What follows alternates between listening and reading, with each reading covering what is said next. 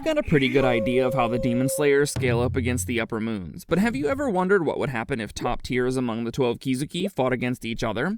In today's video, we'll be exploring what would happen if Prime Akaza fought against Prime Doma in an epic clash between Upper Moons 2 and 3. Now, technically this would be a win for Doma, since the rankings are already determined by demon strength, but uniquely in this case, the ranking of Upper Moon 3 above Upper Moon 2 isn't actually a measure of Akaza's ceiling. Akaza in his human life was a man named Hakuji, and Hakuji made a vow to never harm women after the death of Koyuki, the woman he loved. That vow was so deeply ingrained into who he was as a human being, that even after Muzan turned him into a demon, that principle still persisted.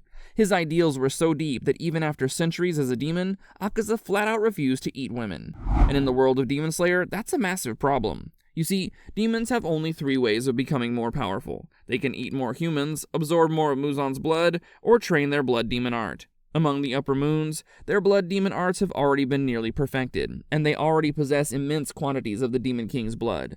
So what about eating humans? Well, not all humans are equally nourishing. Young women are known to give demons more strength than any other type of human, which means that Akaza has voluntarily cut himself off from his greatest source of strength. For Doma, there's no such restriction, and he particularly favors women, which is its own brand of horrifying. He has consumed an almost incomprehensible number of humans across his centuries of existence, including entire religious congregations who willingly came to his cult. The manga actually hints at this being the primary reason why Doma sits above Akaza in Upper Moon rankings. Think about it. Akaza was an immensely powerful martial artist before he turned into a demon, which means he has superior combat instincts and battle IQ. But Doma has simply absorbed more than Akaza. He has more raw demonic energy coursing through him because he didn't limit his food source. And that is exactly the premise of this video. What if Akaza had a way to bypass that restriction? I don't want to rewrite this character entirely. The Demon Slayer story actually gives me a convenient workaround for it. Think back to the time when Tanjiro faced off against the former Lower Moon 6, Kyogai. What was his plan to earn his way back into the 12 Kizuki?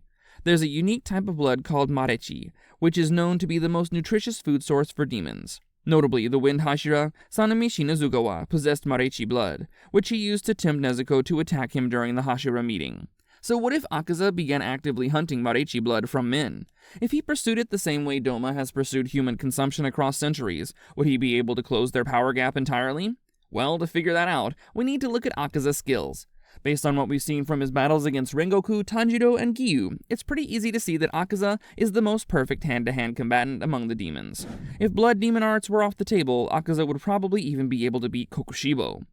His speed stat is so broken that even marked demon slayers who can see into the transparent world can barely track his movements. His striking power is enough to blow craters into the earth and shatter stone columns with casual swings. Akaza's regeneration is no different from his peers, but here's what separates him from Doma: his combat intelligence.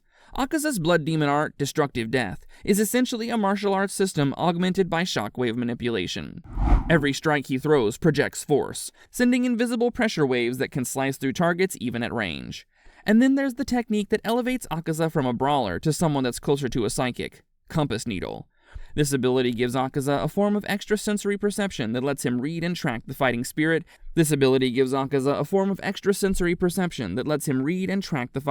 and movement intent of his opponents. Akaza can use the Compass Needle to gauge the power level of his opponents as well, since we saw him accurately figure out that Rengoku must be a Hashira.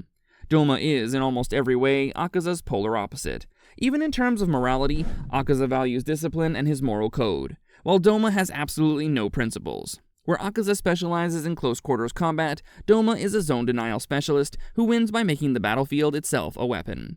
But let's not undersell Doma's base stats. He's Upper Moon 2 for a reason. His speed and strength are exceptional, but probably below Akaza's, as Shinobu was able to keep up with Doma even without a Demon Slayer mark.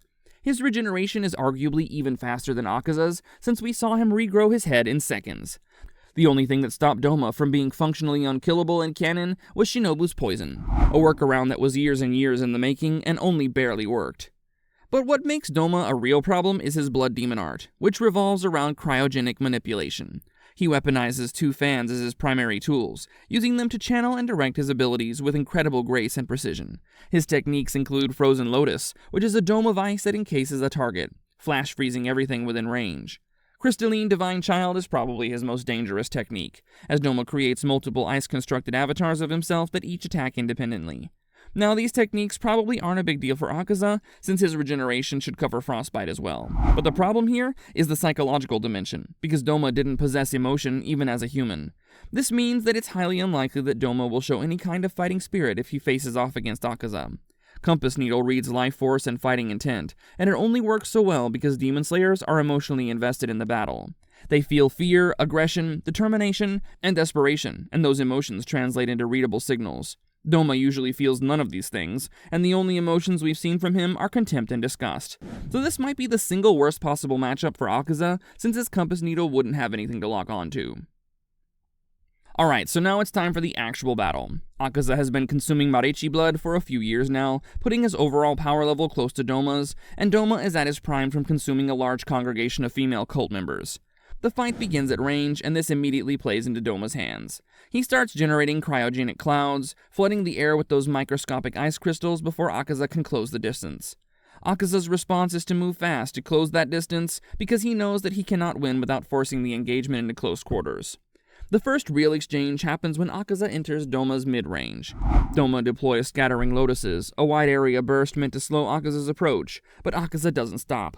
He absorbs the damage, regenerates mid-dash, and closes to striking distance. When Akaza lands the first punch reinforced with his Blood Demon art, the concussive force properly disorients Doma. The shockwave shatters the nearby ice formations and forces Doma to move reactively for the first time in a fight. Akaza activates Compass Needle to keep up the offensive, but for the first time ever, it comes back with a blank signal. Doma's emotional void means there's no fighting spirit to read, and his crystalline divine child copies are even worse. They're not alive at all. But Akaza is great at adapting and realizes he has to fight Doma with pure mechanical skill, pattern recognition, and instinct. His base combat ability, stripped of Compass Needle, is still extraordinary, but it's a significant nerf against an opponent who's simultaneously running a multi-target offense with his ice copies. Here's the thing about Akaza though, he gets stronger mid-fight. His style is built on reading opponents and continuously adapting, so the longer a fight goes, the more data he accumulates, and the more refined his responses become. Doma has absolutely no experience in this type of fight, and his movements quickly get predictable. From this point forward, Akaza stops reacting to the copies entirely, eats the damage they deal, and focuses every attack on the real Doma with terrifying concentration. Doma's toolkit is built for fighting against humans, and any human would have been beaten by the cold a long time ago. But Akaza is unfazed by Doma's attacks, and keeps pressing forward relentlessly, accepting damage to deal damage. Akaza's regeneration can keep up with Doma's output long enough for this strategy to work. The critical exchange comes when Doma deploys Cold White Princesses, a wide-ranging cold wind attack, in a last-ditch attempt to bury Akaza under sheer scale. Akaza's response is straightforward. He runs right through it, and uses the momentum of his charge to deliver a point-blank, maximum output destructive death combination directly into Doma's core. The aftermath is destruction. Both of them are wrecked, but Doma's ability to maintain his constructs and generate new techniques has been compromised. As both demons start regenerating, it becomes clear that the winner will be the one who relies the least on his Blood Demon art. As they fight hand-to-hand, Akaza is now the one controlling the pace, and with his technique disrupted, Doma has very little answer for Akaza's relentless pressure. Akaza's adaptability is the deciding factor in this battle. The ability to learn and improve in real time would let Akaza figure out Doma's technique, but Doma doesn't have the same skills to adapt to Akaza's martial arts. So Prime Akaza wins this fight by the narrowest of margins. Drop a like if you want more Demon Slayer matchup content like this, and subscribe so you don't miss the next one.